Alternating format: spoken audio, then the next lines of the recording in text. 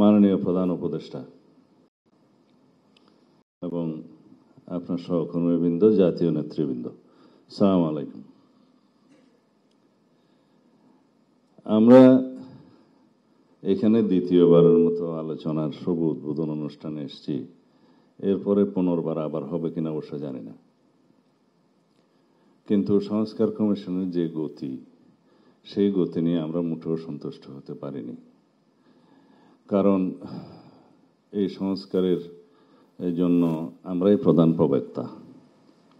আপনারা যদি সৌভাগ্যক্রমে দায়িত্ব গ্রহণ না করতেন, তাহলে যখনই ফেসিবাদের পতন হতো তখন আমাদের কমিটমেন্ট অনুসারে আমাদের যেতে হতো। এখানে 31 দফার নিয়ে আমি কথা বলবো না। আপনাদের এমন কোনো সংস্কার নেই যেটা 31 দফার সাথে খুব একটা ম্যাচ করে নাই, তেমন না। তবে এর বাইরে আপনারা অনেক বেশি সংস্কার নিয়ে প্রস্তাব দিয়েছেন, এবং যে সংস্কার প্রস্তাবগুলো নিয়ে আমরা 3 দিন আলাপ করেছি অবিরত, বিশেষ করে আমাদের দলের পক্ষ থেকে। এর আগে লিখিতভাবে জবাব দিয়েছি। আপনাদের সংক্ষিপ্ত ভার্সনের যেটা আপনারা স্প্রেডশিট বলেন, সেটার সাথে আমরা খুব একটা একমত হইনি, যেহেতু এখানে বিভ্রান্তি সৃষ্টি হয়েছিল কিছু। তো যেভাবে আমরা জবাব দিয়েছি, ওখান থেকে আপনারা কম্পাইল করে আমাদেরকে জানাতে পারতেন যে এগুলো সবগুলো এই প্রভিশনগুলো আমরা একমত হতে পেরেছি, বা অধিকাংশ দল একমত হয়েছে বা দ্বিমত হয়েছে।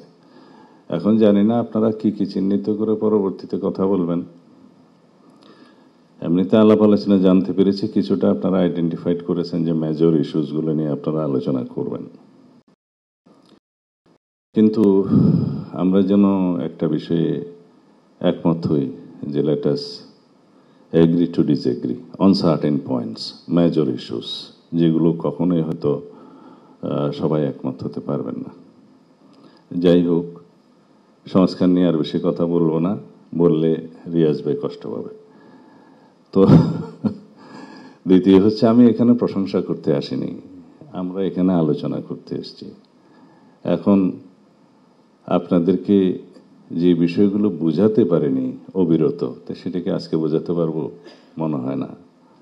একটি কারণও নাই ডিসেম্বরের পরে নির্বাচন। আমরা কেন, কি উদ্দেশ্যে ডিসেম্বরের আগে নির্বাচন চাই, কেন চাই, যৌক্তিকভাবে আমরা প্লেস করেছি, বহুবার প্লেস করেছি, এবং জাতির মধ্যে বিভিন্ন রকমের কনস্পিরেসির একটা সুযোগ নিচ্ছে কেউ কেউ, এবং বিভিন্ন রকমের অস্থিরতা সৃষ্টিরও পায়তারা আছে। সেটা আভ্যন্তরীণভাবেও আছে, বহির্বিশ্বরও আছে। অনেকে বক্তব্য রেখেছেন যে পার্শ্ববর্তী একটা দেশ নির্বাচন চাই। ওরা নির্বাচন চায় না বলে কি আমরা অনির্দিষ্টকাল নির্বাচন চাইব না? তারা কেন নির্বাচন চায় সেটা তারা জানে। তারা বলছে তারা ইনক্লুসিভ নির্বাচন চাই। তা আপনারা তো কাউকে কাউকে এক্সক্লুড করেই দিয়েছেন, সুতরাং বোঝাই যায় তারা কে কি বলছে। কিন্তু যদি ইউরোপ আমেরিকা নির্বাচন চায়, তখন তো আপনারা কিছু বলেন না। এবং দেশের অভ্যন্তরে এবং বাইরে বহু বিবৃতি আছে নির্বাচনে মানে চাওয়ার ব্যাপারে। তো সেই জন্য আমরা আমাদের দলের পক্ষ থেকে, আমাদের সমমনা রাজনৈতিক দলের পক্ষ থেকে, আমাদের সাথে যারা আন্দোলন সংগ্রামে ফ্যাসিবাদ বিরোধী যুক্ত ছিল সেই আন্দোলনে, তাদের সবার পক্ষ থেকে আমরা বলেছি। কিন্তু দুঃখজনকভাবে মাননীয় প্রধান উপদেষ্টা যেটা বলেছেন যে একটি মাত্র দল শুধু ডিসেম্বরের ভিতরে নির্বাচন চায়, ক্ষমা করবেন, এই বক্তব্য বোধহয় আমাদেরকে আহত করেছে। তো যাই হোক, আমরা সংস্কারের কথা বললে তো আমাদের মাননীয় আইন উপদেষ্টা বলেই দিয়েছেন যে আইন মন্ত্রণালয়ের সংস্কার প্রায় শেষ, বাকিগুলো চলমান। শুধু ওখানে একটি বিষয় আছে যে কনস্টিটিউশনালিটি দেখা হয় নাই। প্রথম যে আইনটা, অধ্যাদেশটার কথা প্রথমে যেটা আপনি বললেন যে জাজেস রিক্রুটমেন্ট অর্ডিন্যান্স বোধহয় 2025 যেটা হয়েছে, এখানে এমনকি যে জাজেস রিক্রুটমেন্ট কাউন্সিল যেটা ফরমেশন হয়েছে, সেটার কনস্টিটিউশনালিটি নাই। এই অধ্যাদেশটা চ্যালেঞ্জড হয়েছে, এবং সেই রিটটা কোনো রকম একটা অবজারভেশন দিয়ে ডিসপোজ অফ করা হয়েছে। এখানে ম্যান্ডেটরি করা হয়েছে কাউন্সিলের রিকমেন্ডেশনস অন দি প্রেসিডেন্ট, যেটার কনস্টিটিউশনালিটি নাই, আর্টিকেল 95-এর সেকশন 1-2-র সাথে এটা কন্ট্রাডিক্ট করে। তা আমরা চাই তো জুডিশিয়ারির একেবারে কমপ্লিট ইন্ডিপেন্ডেন্স, কিন্তু সেটা একটু কেয়ারফুলি এই অর্ডিন্যান্স আইনগুলো না করলে পরবর্তীতে কোয়েশ্চেন থাকবে এবং সেটা রেটিফিকেশনের জন্য পরে সমস্যা হবে। তো আরও 2-3টা আছে চ্যালেঞ্জ হয়েছে, ওখানে বোধহয় সেকশন 4, 5, 6 এবং 9 চ্যালেঞ্জ হয়েছে। এটা শোনা উচিত ছিল, ডিসপোজ অফ করলে ঠিক হতো। আর বিচারক নিয়োগ তো এটা পিয়ন নিয়োগ না, করা হবে কেন? জাস্টিস যেদিন থেকে নিয়োগ হবে সেদিন থেকেই অ্যাবাভ সেক্রেটারি, তো সুতরাং সেটা একটু ডিগনিটি রাখা উচিত বলে আমরা মনে করি। এনিওয়ে, এর বিষয়ে বেশি বলবো না। আর যে সমস্ত অর্ডিন্যান্স নিয়ে আপনারা কথা বললেন, শুধু ল মিনিস্টার আছে বলে ল মিনিস্ট্রি কথা বলল, সমস্ত সংস্কারগুলোর যতগুলো এগ্রিড হয়েছে, বিশেষ করে ইলেকশন সিস্টেম সংক্রান্ত, কনস্টিটিউশন সহ ওখানে আইন আছে 12টা, কনস্টিটিউশন সহ 13টা। সেই আইনের মধ্যে যতগুলো সংস্কার প্রস্তাব হয়েছে 3 মাস আগে আমরা এগ্রিড হয়েছি।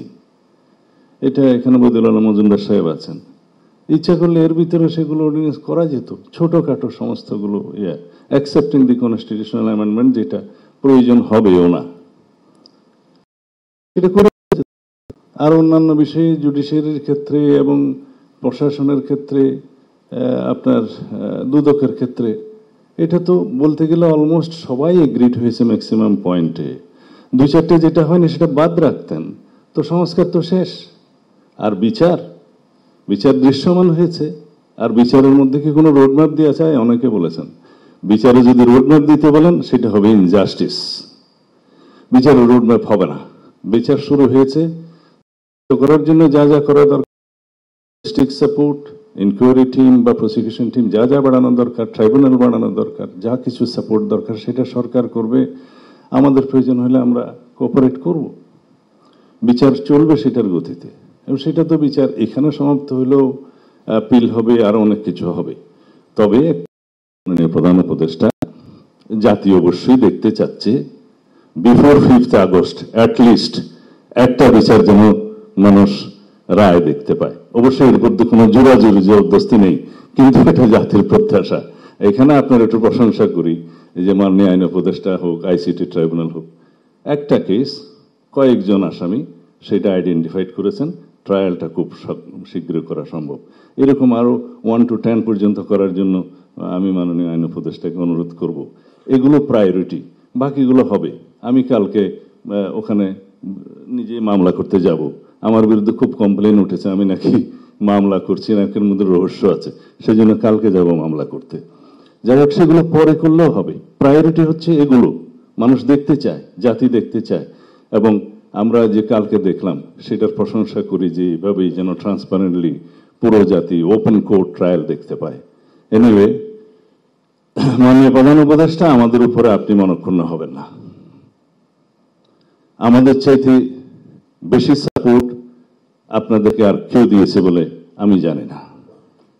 আমাদেরকে প্রতিপক্ষ ভাববেন না।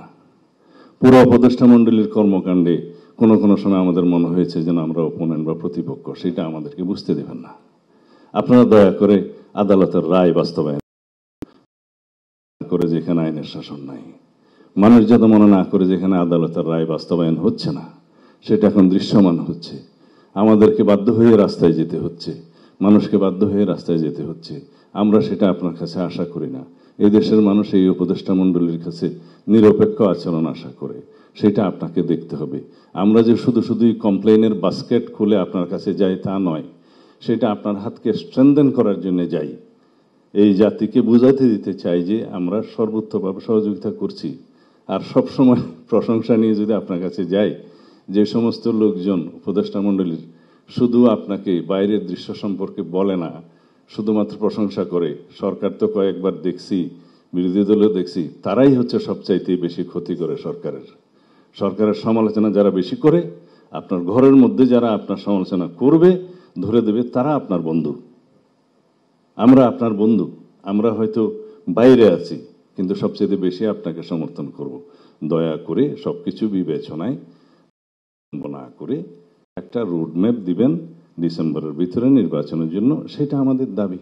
আর যদি কোনো যুক্তি থাকে তাহলে পরে আপনি সেটা জাতির কাছে উপস্থাপন করবেন এবং সেভাবে বলবেন। এখানে সবাই সেই কথাই বলেছে, যাতে আমরা ফ্যাসিবাদ বিরোধী জাতীয় ঐক্যটাকে ধরে রেখে শক্তিতে পরিণত করে আগামী দিনেও আমরা একটা বাংলাদেশ, এমনভাবে কার্যকর বাংলাদেশ, গণতান্ত্রিক বাংলাদেশ বিনির্মাণ করতে পারি, যেখানে আমরা সবাই নিজেদের মধ্যে বিতর্ক করব, আমরা সবাই নিজেদের মধ্যে দ্বিমত হব, বহুমত হব, কিন্তু রাস্তা একটাতে এগিয়ে যাব। এটা যেন আমরা দেখতে পাই। ধন্যবাদ।